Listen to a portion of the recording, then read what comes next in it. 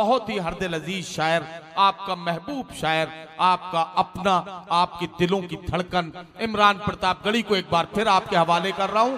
Imran Pratapgarhi, mic पर।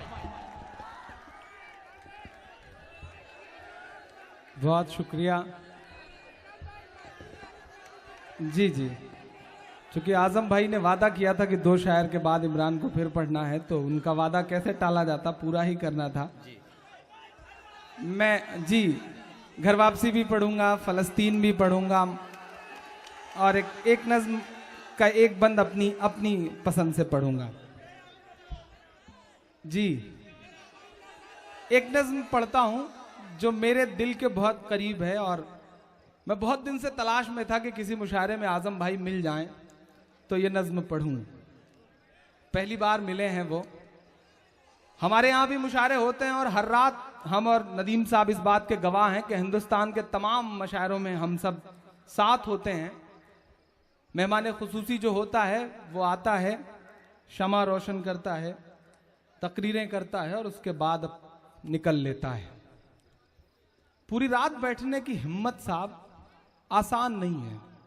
मेरा अपना मानना है कि हम शायर जो हैं वो समाज का आईना हैं, और आईने के सामने बैठने की हिम्मत वही कर सकता है जिसका दामन साफ सुथरा हो। अगर आजम साहब बैठे हैं तो यह बात साबित होती है। मैं उनकी मौजूदगी को सलाम करते हुए एक नज्म पढ़ता हूं। मालेगांव ब्लास्ट का रिजल्ट आया है। मेरा दोस्त तनवीर एक शेर कहता है कि न साजिश थी न कोई जंग का ऐलान लिखा था, बुझी आंखों में एक मासूम सा अरमान लिखा था, जिसे आतंकवादी कह के गोली मार दी तुमने, उसी मजदूर के सीने पे हिंदुस्तान लिखा था। एक नज्म पढ़ता हूं, मेरे दिल का दर्द है ये, बहुत रोया हूं मैं इस नज्म को कहते हुए। मैं कभी कभी सोचता हूं कि ये जो मासूम से लोग हैं, 12 साल 13 साल 14 साल बिता करके जेलों से बाहर निकलने वाले लोग, आखिर इनके ये दिन कौन लौटाएगा? इनका दर्द किससे गाया जाए, किस पॉलिटिकल पार्टी के सामने जा करके रोया जाए? तो मुझे लगता है कि मुझे अपना दर्द उससे गाना चाहिए जिसे भारत माता कहते हैं, जो सिंबल गढ़ा गया है आजम भाई। मैं उसी सिंबल को अपनी नज्म का हिस्सा बनाते हुए एक नज्म पढ़ता हूं और आपसे दुआएं मांगता हूं। सदियों से यहीं पर रहता है, क्या कहना, जाने कितने दुख सहता है, भीगी पलकों से एक बेटा भारत मां से ये कहता है। थोड़ा सा एक पढ़ी लिखी सी नज्म पढ़ता हूं। शायरी वायरी है या नहीं है मैं नहीं जानता, लेकिन बस ये जानता हूं कि मेरे दिल का दर्द है, और अगर मेरे दिल का दर्द आपके दिल के दर्द को छू जाए तो मेरा साथ दे दीजिएगा। मैं पढ़ता हूं साहब कि सदियों से यहीं पर रहता है, जाने कितने दुख सहता है, भीगी पलकों से एक बेटा भारत मां से ये कहता है, पुरखे हम सब के गोद में तेरी खाक ओढ़ कर लेटे हैं, माँ हम भी तेरे बेटे हैं, माँ हम भी तेरे बेटे हैं, माँ हम भी तेरे बेटे हैं, माँ हम भी तेरे बेटे हैं। कि माँ तेरा आंचल छोड़ के हम 47 में भी नहीं गए। इससे बड़ा सबूत क्या हो सकता है साहब? आप बाई डिफॉल्ट हिंदुस्तानी हैं, हम बाई चॉइस हिंदुस्तानी हैं।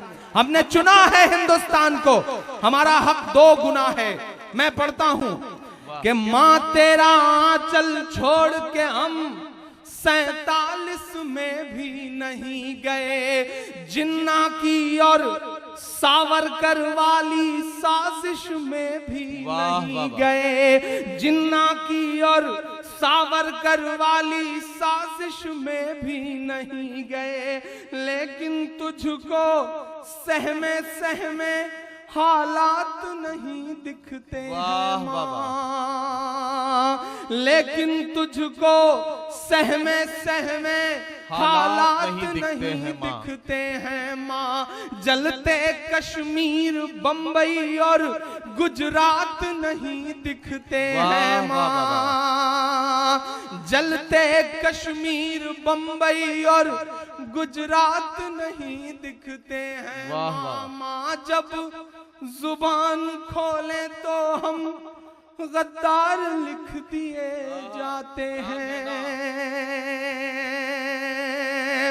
ये नज्म बगावत नहीं है, ये दिल का दर्द है। कभी आपने सोचा है कि जिन बच्चों को उठाया जाता है उस दिन अखबारों के फ्रंट पेज पे पूरा पेज भरा होता है कि फलानी जगह से आमिर नाम का दहशतगर्द पकड़ा गया। 13 साल बाद जब अदालत उसे बाइज्जत बरी करती है तो 13वें पेज पे इतनी छोटी सी खबर होती है कि आमिर नाम का दहशतगर्द सुप्रीम कोर्ट से बाइज्जत बरी किया गया। एक सवाल पूरे हिंदुस्तान की फजाओं में तैरता है नफरत की सियासत करने वालों की तरफ से कि हर दहशतगर्द मुसलमान क्यों होता है। हम ये मानते हैं कि मुसलमान दहशतगर्द नहीं है, लेकिन हर दहशतगर्द मुसलमान क्यों होता है। मैं उनसे एक सवाल पूछता हूं कि अदालतों से बाइज्जत बरी होने वाला हर बच्चा मुसलमान क्यों होता है। यह भी बहुत बड़ा सवाल है, इस पर भी देश को सोचना पड़ेगा। मैं पढ़ता हूं और दुआएं मांगता हूं आपसे कि माँ तेरा आंचल छोड़ के हम 47 में भी नहीं गए, जिन्ना की और सावरकर वाली साजिश में भी नहीं गए। माँ जब जुबान खोले तो हम गद्दार लिख दिए जाते हैं, हर एक हादसे के हम जिम्मेदार लिख दिए जाते हैं। जब पड़ी जरूरत तब तब हमने पहले शहीद ब्रिगेडियर उस्मान से लेकर के अभी सियाचिन में बर्फ की चादर ओढ़कर सोए हुए शहीद मुश्ताक अहमद तक इमरान के मिसरे लागू होते हैं। मैं पढ़ता हूं कि जब पड़ी जरूरत तब तब हमने, जब पड़ी जरूरत तब तब हमने सर पर कफन लपेटे हैं। माँ हम भी तेरे बेटे हैं, माँ हम भी तेरे बेटे हैं, माँ हम भी तेरे बेटे हैं, माँ हम भी तेरे बेटे हैं। माँ हम अपने नन्हे पैरों से चलने की कोशिश में है। क्या कहना, वाह वाह। एक बहुत बड़ी तादाद में मेरे सामने साहिब ईमान बैठे हुए हैं। मैं एक बहुत जिम्मेदारी भरी बात अपने बड़े, उन्हें मेरे अब्बू की तरह है वो, बड़े भाई की तरह है वो, मैं उनके सामने बहुत जिम्मेदारी भरी बात कहता हूं कि चंद लोग आए हैं साहब पैराशूट से आपके यहाँ, लेकिन आपसे जिम्मेदारी से एक बात कहता हूं कि इस मुगालते में मत रहना कि आपकी लड़ाई सिर्फ भाई लोग लड़ रहे हैं। इस गफलत में बिल्कुल मत रहना कि आपकी लड़ाई सिर्फ मुसलमान लड़ रहे हैं, क्योंकि रात के 2:30 बजे सुप्रीम कोर्ट की चौखट पर इंसाफ बचाने की आखिरी उम्मीद लेकर के जो वकील खड़े थे उसमें से एक भी मुसलमान नहीं था साहब। सारे के सारे इस देश के सेकुलर हिंदू थे।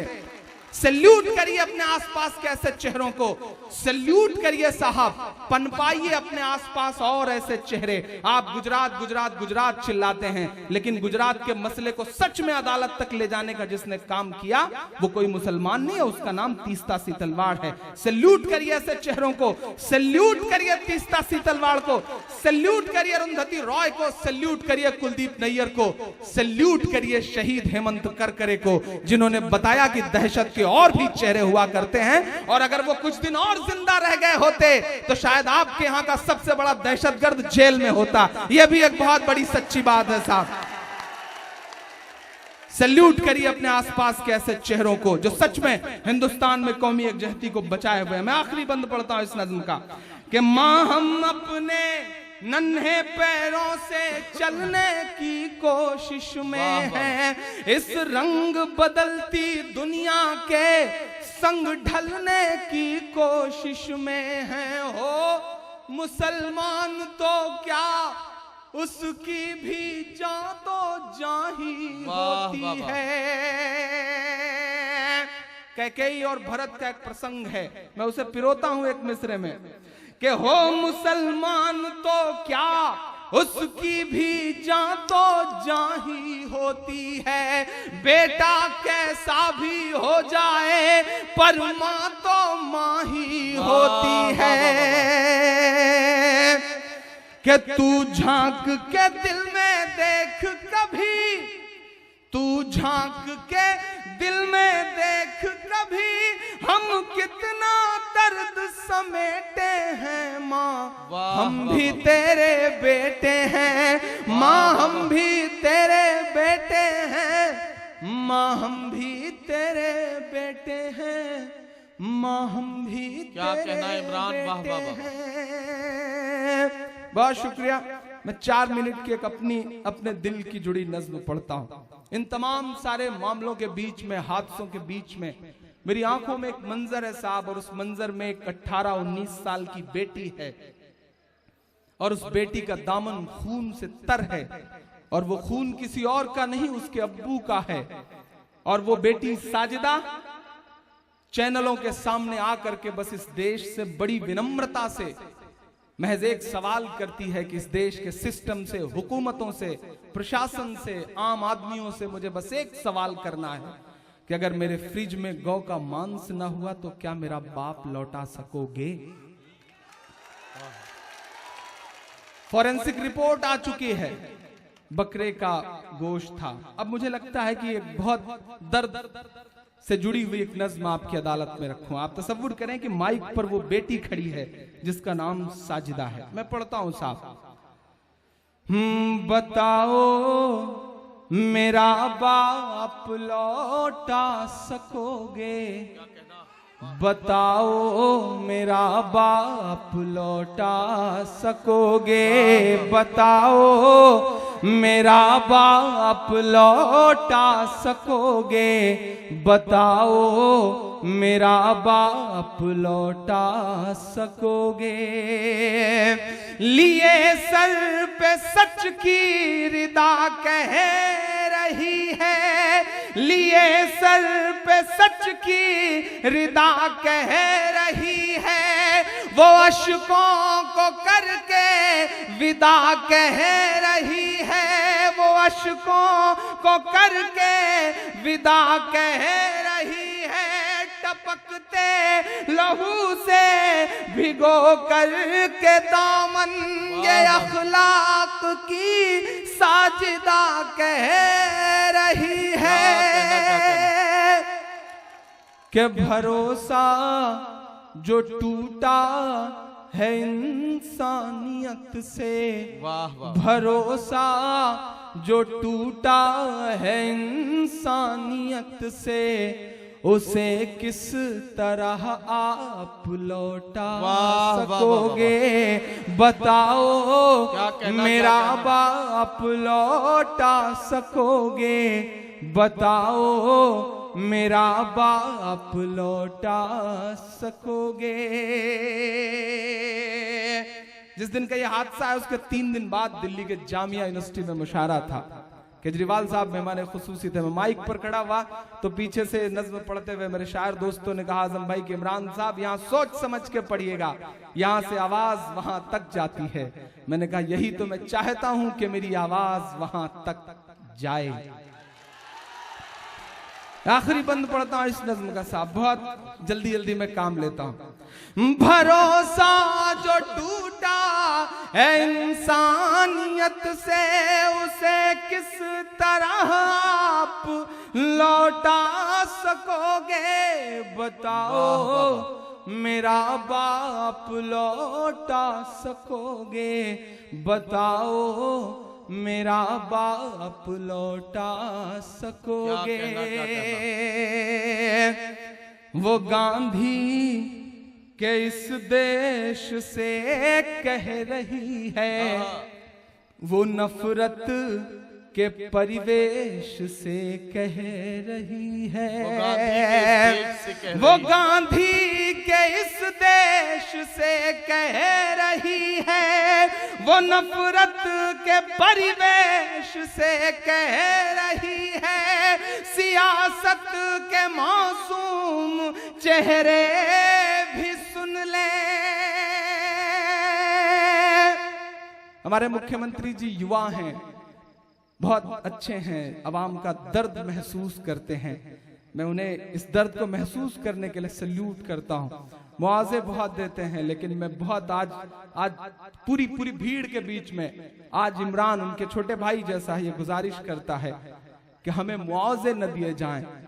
उत्तर प्रदेश में ऐसे हालात पैदा कर दिए जाएं कि मुआवजे देने की नौबत ना आए। बस हम इतना चाहते हैं और कुछ नहीं चाहते।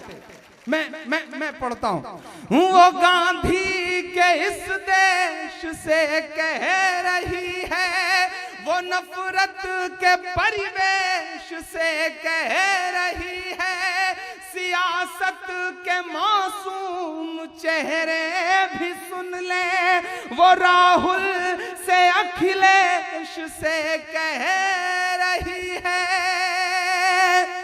ये धर्मांध से अंध भक्तों के जरिए, ये धर्मांध से अंध भक्तों के जरिए हुआ है, जो वो पाप लौटा सकोगे, बताओ मेरा बाप लौटा सकोगे, बताओ मेरा बाप लौटा सकोगे।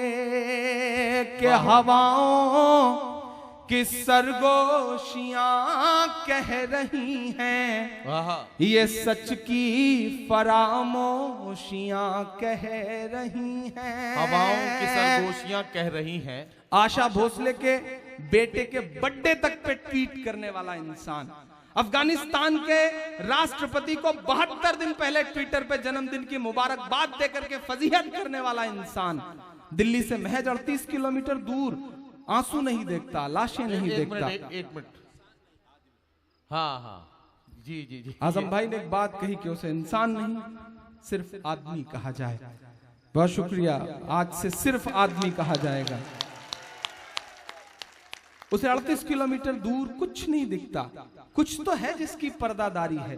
इस चुप्पी के मायने क्या हैं? अगर इमरान ने बताया हो तो मेरा साथ देना।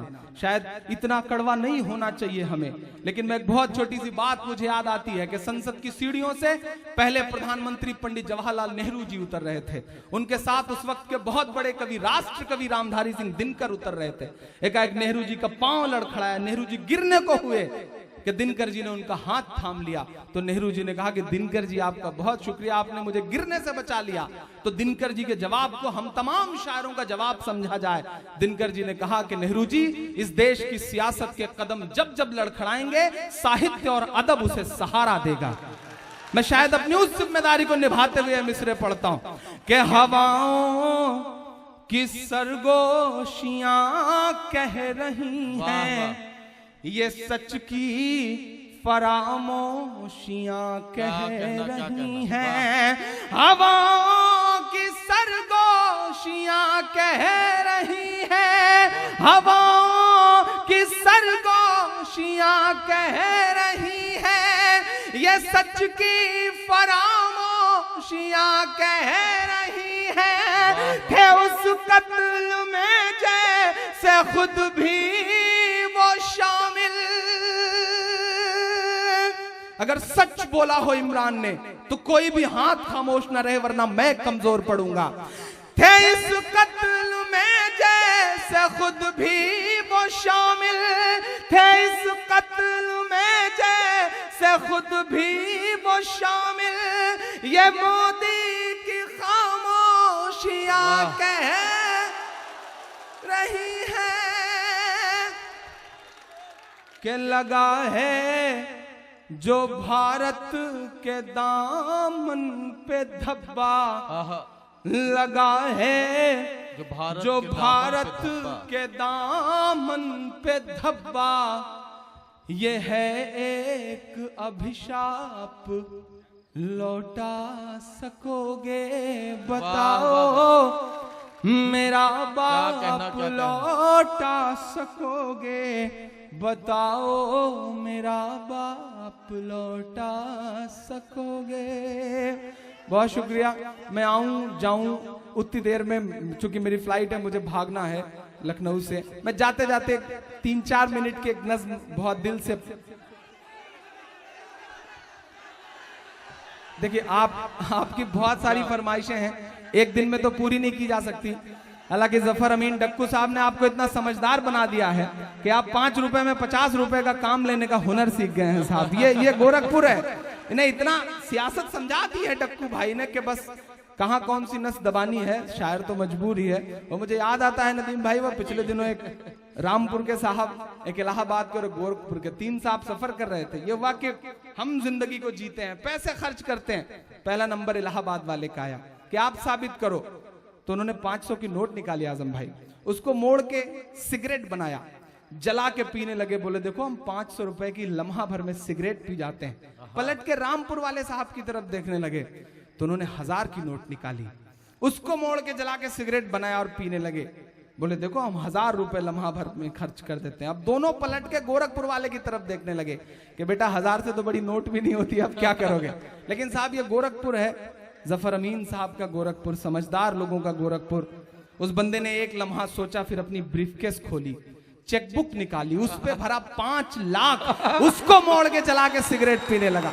ये हुनर आता है गोरखपुर को साहब। इसलिए मैं गोरखपुर की बात टाली तो जा नहीं सकती।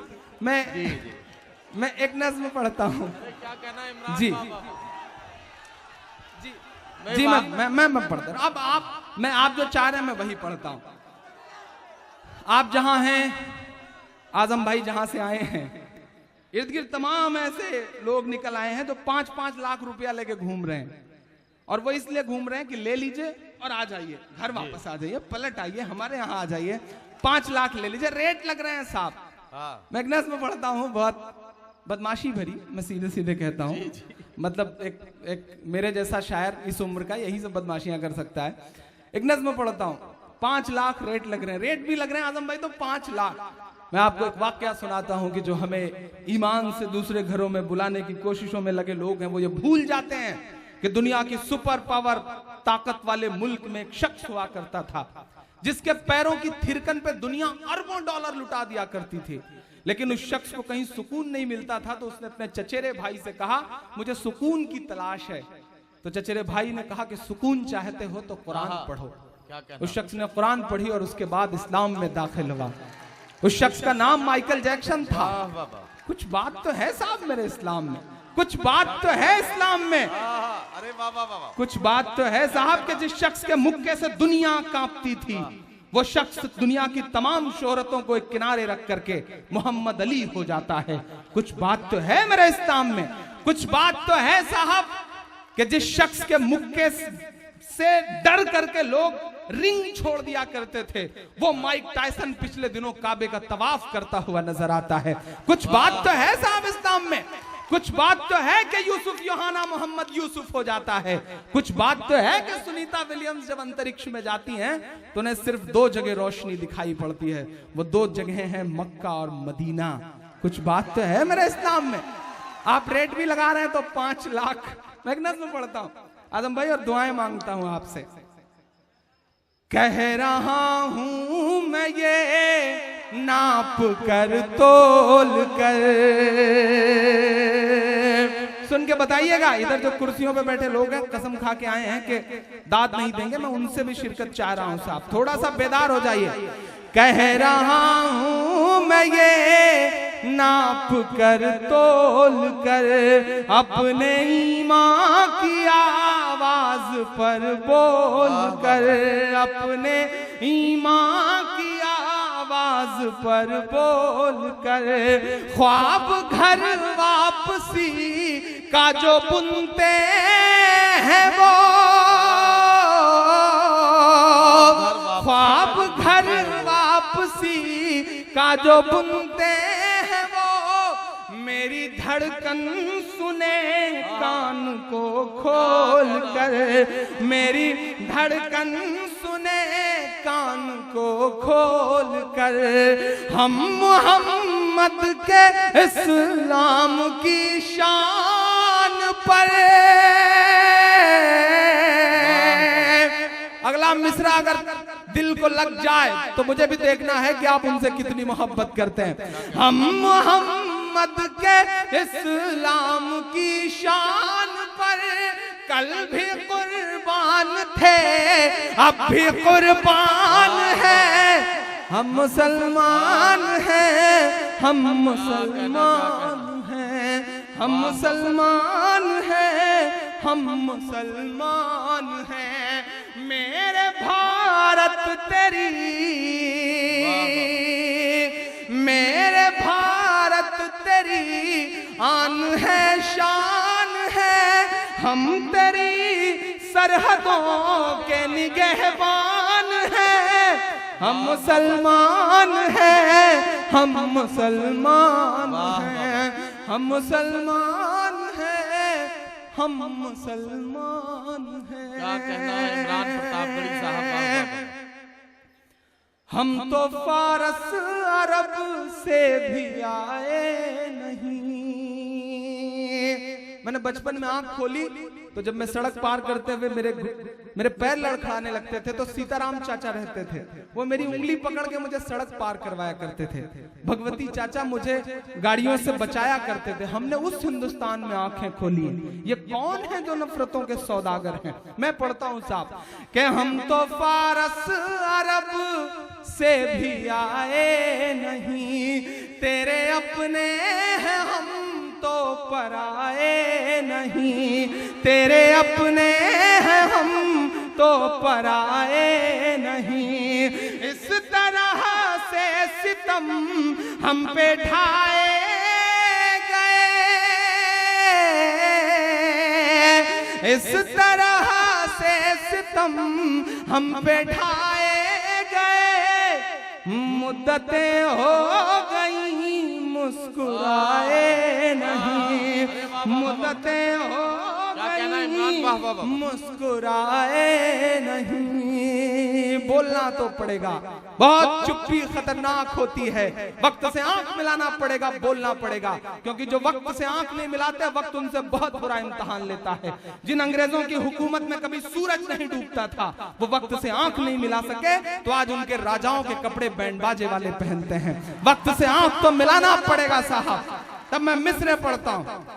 मुद्दतें हो गई मुस्कुराए नहीं। इमरान बोलता है इन मिसरों में कि मेरे पुरखों की जागीरदारी है ये। बीच में जो एक तस्वीर लगी है मौलाना साहब की, मैं उन्हें नजर में रखा और मेरे मिसरे सुने कि मेरे पुरखों की जागीरदारी है ये।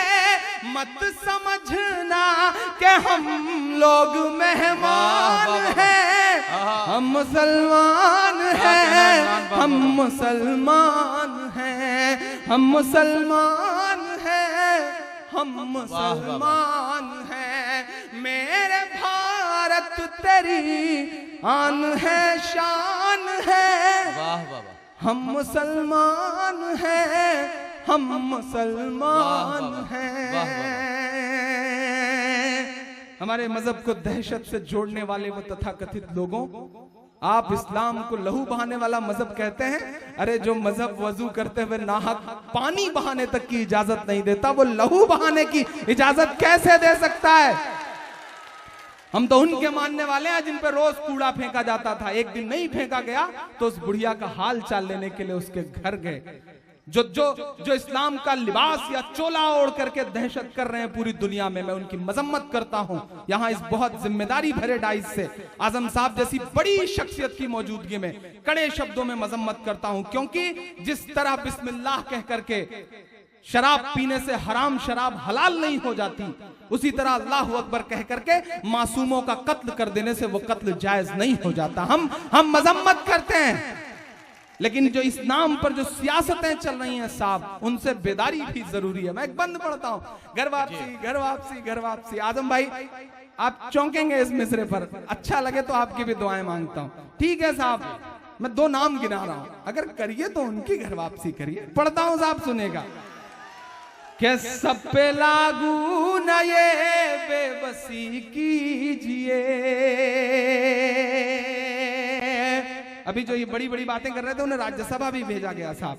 तो मैं स्वामी जी के नाम ये मिसरे करता हूं कि सब पे लागू न ये बेबसी कीजिए, अपने घर की भी कुछ चौकसी कीजिए, अपने घर की भी कुछ चौकसी कीजिए। और अब चौंकना तो बताना, अपने घर की भी कुछ चौकसी कीजिए। हो वो मुख्तार नकवी या शहनवाज, पीछे तक अभी भी आप खामोश हैं।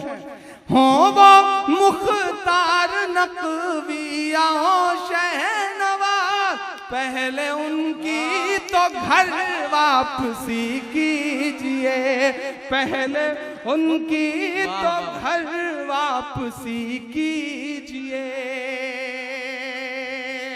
क्या कहना। 800 सालों की तारीख, मेरा जमीर, मेरी खुददारी, मेरा तेवर इन दो मिसरों में अगर बोल पाया हो तो जिन्होंने अब तक दाद नहीं दी उनसे कोई शिकायत नहीं है। लेकिन अब खामोश रहे तो मुझे लगेगा कि कहीं ना कहीं जोश कम पड़ा है, जिंदा दिली कम हुई है। मेरी माएं बहनें बैठी हैं, मुझे उनकी भी दुआएं मिले, क्योंकि आपका सर जिसके हाथ पे पड़ जाए उसे मनमोहन सिंह बनने में देर नहीं लगती। तो आपकी भी दुआएं चाहिए मुझे। मैं पढ़ता हूं साहब। हो वो मुख्तार नकविया शहनवाज, पहले उनकी तो घर वापसी कीजिए। आजम भाई आपका तेवर बोल रहा है इन दो मिसरों में, बाखुदा आपका तेवर बोल रहा है। आपसे उधार लिया है मैंने तेवर इन दो मिसरों को कहने के लिए कि 5 दिन की हुकूमत पे इतना नशा। अभी भी जो लोग खामोश हैं मुझे उनकी भी शिरकत चाहिए इन मिसरों पे। मुझे ऐसा न लगे कि आप कमजोर हैं। 5 दिन की हुकूमत पे इतना नशा, 5 दिन की हुकूमत पे इतना नशा। हम तो वो हैं जो सदियों से सुल्तान हैं, हम मुसलमान।